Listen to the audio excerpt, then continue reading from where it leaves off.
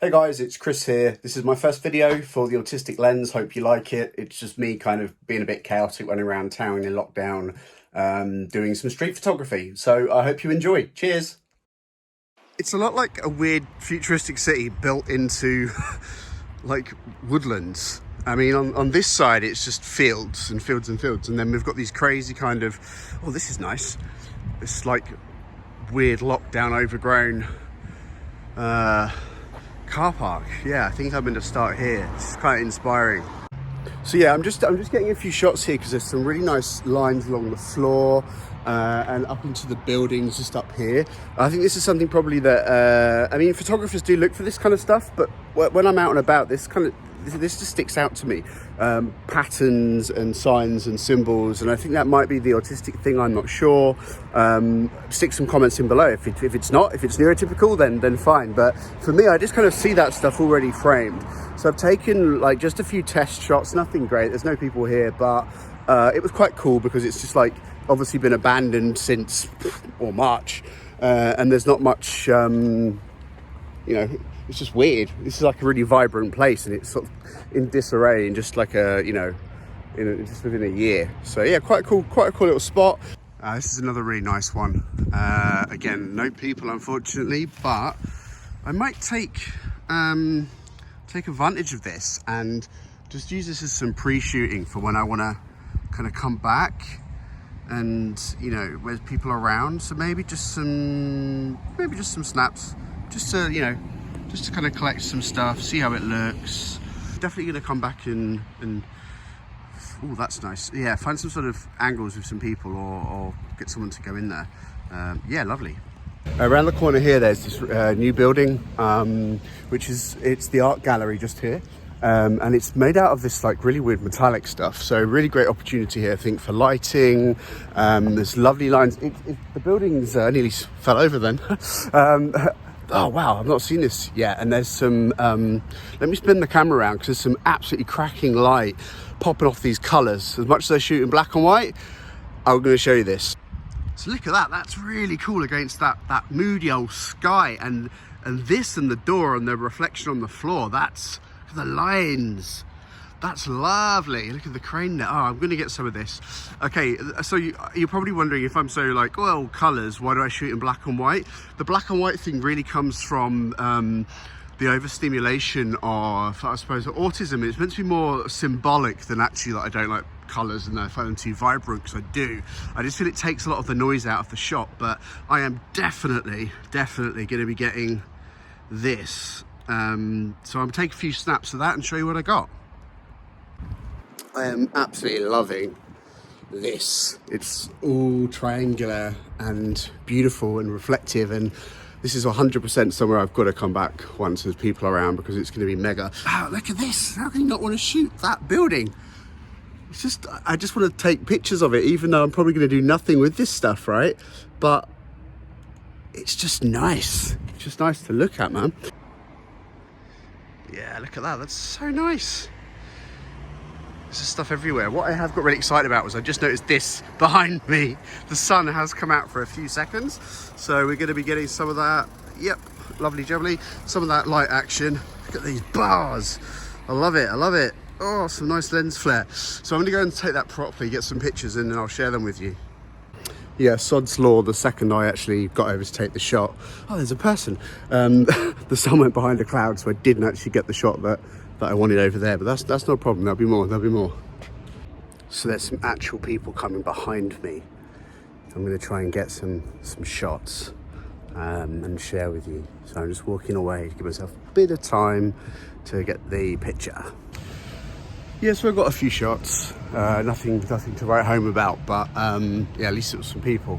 What I've done, which I found quite interesting, and I know kind of goes against some of the rules of like bruising the scene and all that great stuff, but I've stuck the Rollie around my neck, and I'll tell you why. Because I like the eye contact in the street photography pictures, which is kind of ironic given that autistics are notorious for not giving eye contact, but I find that connection through the camera lens is really, really interesting, and having something around your neck like a Rollie instantly gets that look. Now, it's not directly at you, it's usually down at the camera or in your direction, but it does mean I can then snap with the GR when they are looking at that, which can be some interesting angles. I'm happy there's someone just behind me down there.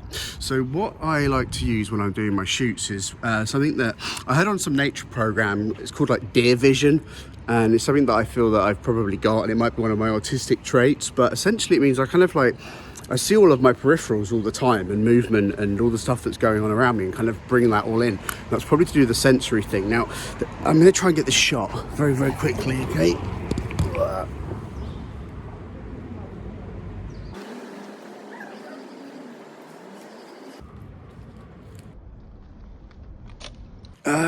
Yeah, so the shot didn't go exactly to plan. I wasn't getting my Vivian Maier fingers out quick enough to get the focus on. But what was nice about that last shot actually was the guy looked at me down through the camera, which was quite nice. So it might make a nice shot. But, you know, it's going to be sod's law, isn't it, that I decide to do a YouTube channel. And when I go out, obviously it's locked down, but there's no people and there's no decent shots for me to actually share with you. I really want to try and get you a portrait, if I can, on the TLR. Just got to find someone who's willing and approachable during lockdown, which is obviously pretty tough, but we'll see what we can do. So I'm really pleased. I was just walking through the market here, which is open, which I didn't realise there's a few market stalls open. But this guy asked me about the camera, about the Rollie, and yeah, he was quite into it. And I just said, look, can I get a portrait? And he was like, yeah, cool. So really chuffed. So going to go back and develop that. Hope it comes out, because if it does, he was like a really salt of the earth looking guy, and I think the picture would be lovely. He had these really big piercing blue eyes as well, and that gorgeous kind of white salty hair, so I think contrasting nice black and white, it will look brilliant. I wish I had the Ricoh out as well, because I would have taken a backup snap, but he was a market trader. I didn't want to take up much of his time, so yeah, it was just a quick one, but we will see when it comes out and I will share it with you either way.